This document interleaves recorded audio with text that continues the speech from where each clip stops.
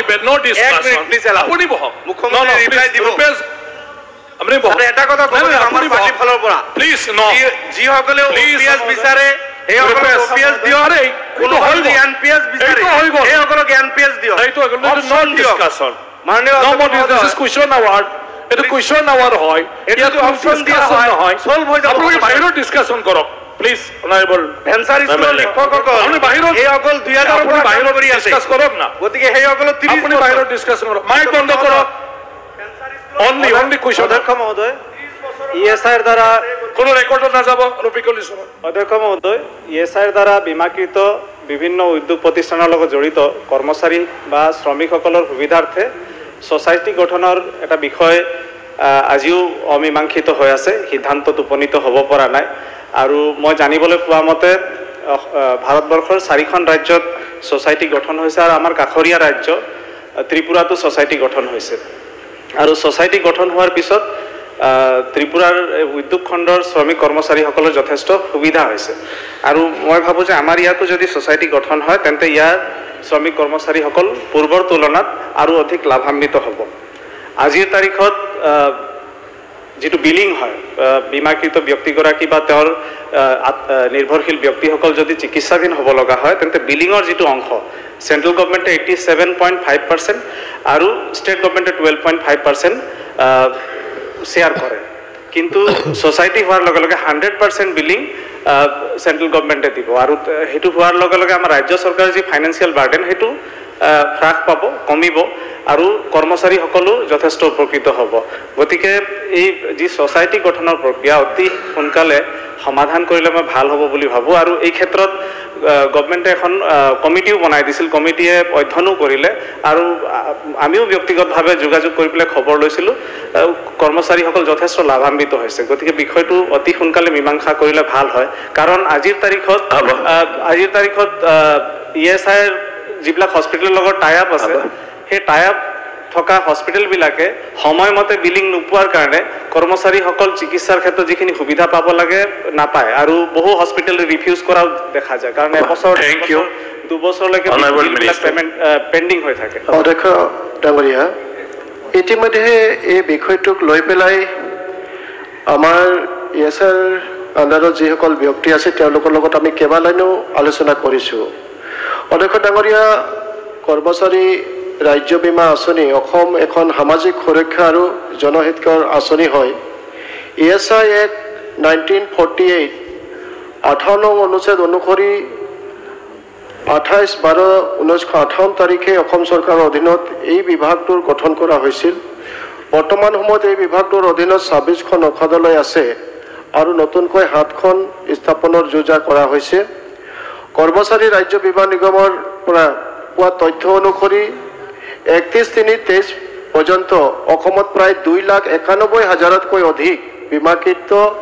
ব্যক্তি প্ৰায় 12 লাখ হিতাধিকাৰী আছে অধ্যক্ষ ডাঙৰীয়া লগতে আমাৰ শ্ৰম কল্যাণ বিভাগৰ তত্ত্বাৱধানত এই কৰ্মচাৰী ৰাজ্য বীমা আঁচনিৰ পৰা হিতাধিকাৰীসমূহে স্বাস্থ্য সেৱাৰ লগতে অন্যান্য সা সুবিধাসমূহ বিভাগটোৰ জন্মলগ্নৰ পৰা অতি নিয়াৰিকৈ সুকলমে গ্ৰহণ কৰি থকা হৈছে কৰ্মচাৰী ৰাজ্য বীমা নিগমৰ পৰা অসম ৰাজ্যত সোসাইটি গঠনৰ প্ৰস্তাৱ এই চৰকাৰে লাভ কৰিছে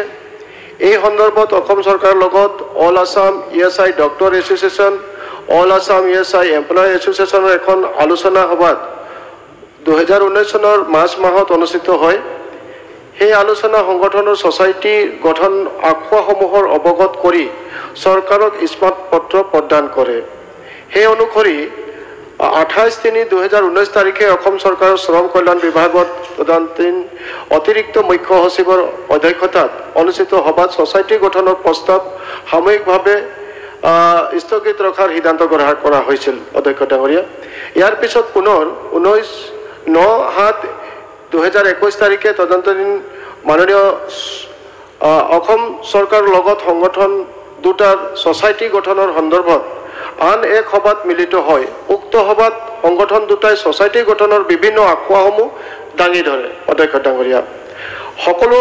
দিক চালি জাৰি চাই উক্ত সভাত এক সিদ্ধান্ত উপনীত হয় যে কৰ্মচাৰী ৰাজ্য বীমা আঁচনিৰ অসমত অতি সুকলমে আৰু নিয়াৰিকৈ বীমাকৃত ব্যক্তি আৰু তেওঁলোকৰ পৰিয়ালৰ স্বাৰ্থত সেৱা প্ৰদান কৰি আহিছে আৰু এই হেতুকে অসমত ছ'চাইটি গঠনৰ কোনো প্ৰয়োজনীয়তা নাই বুলি পেলাই উক্ত দিনাখন আলোচনা কৰা হয়। তদুপৰি 2022 তাৰিখে মাননীয় আমাৰ কৰ্মচাৰী ৰাজ্য বীমা নিগমৰ ESIৰ সমিতি ৰিজনেল কমিটি 28তম সাধাৰণ সভাত ছ'চাইটি গঠনৰ সন্দৰ্ভত আলোচনা হয়। উক্ত সভাতো অসম ছ'চাইটি গঠনৰ কোনো প্ৰয়োজনীয়তা নাই বুলি সিদ্ধান্ত গ্ৰহণ কৰে। 2023 চনৰ 26/4/2023 তাৰিখে অনুষ্ঠিত হোৱা 59তম ৰিজনেল বোৰ্ড সভাত উক্ত সিদ্ধান্ত নিশ্চিত কৰা হয়। অধ্যক্ষ ডাঙৰীয়া পুনৰ 4/7/23 তাৰিখে উপৰোক্ত সিদ্ধান্তৰ বিষয়ে শ্ৰম কল্যাণ বিভাগ অসম চৰকাৰৰ দ্বাৰা কৰ্মচাৰী ৰাজ্য বীমা ESIৰ ভাৰত চৰকাৰ পত্ৰ যোগে অৱগত কৰা হয়। কৰ্মচাৰী ৰাজ্য বীমা নিগমৰ ESIৰ পৰা পোৱা তথ্য মতে ভাৰতবৰ্ষৰ মাত্ৰ 4খন ৰাজ্যত 2022-23 বৰ্ষৰ পৰ্যন্ত ছ'চাইটি গঠন কৰা হৈছে। উত্তৰ পূব ভাৰতৰ কেৱল এখন আৰু বাকী 24খন ৰাজ্যত এতিয়াও ছ'চাইটি গঠন হোৱা নাই আৰু এই বিষয়টো পৰ্যালোচনা কৰি থকা হৈছে। যেহেতু সংগঠন দুটাৰ ছ'চাইটি গঠন সম্পৰ্কত বহুতো আখোৱা আছে আৰু স্বাস্থ্য বিষয়ে ৰাজ্য চৰকাৰে অধীনত, সেই অনুসৰি 2023 বৰ্ষতে এই সময়ৰ মাননীয় সচিব শ্ৰম কল্যাণ বিভাগৰ অসম চৰকাৰৰ অধ্যক্ষতাত ভাৰতবৰ্ষৰ ছ'চাইটি গঠন হোৱা ৰাজ্যসমূহত গৈ সৰজমিন অধ্যয়ন কৰি প্ৰতিবেদন দাখিল কৰিবলৈ এখন সমিতি গঠন কৰি দিয়া হয়। সেই আদেশ অনুসৰি সমিতিখনে এখন প্ৰতিবেদন দাখিল কৰে আৰু বৰ্তমান বিষয়ত চৰকাৰে বিবেচনা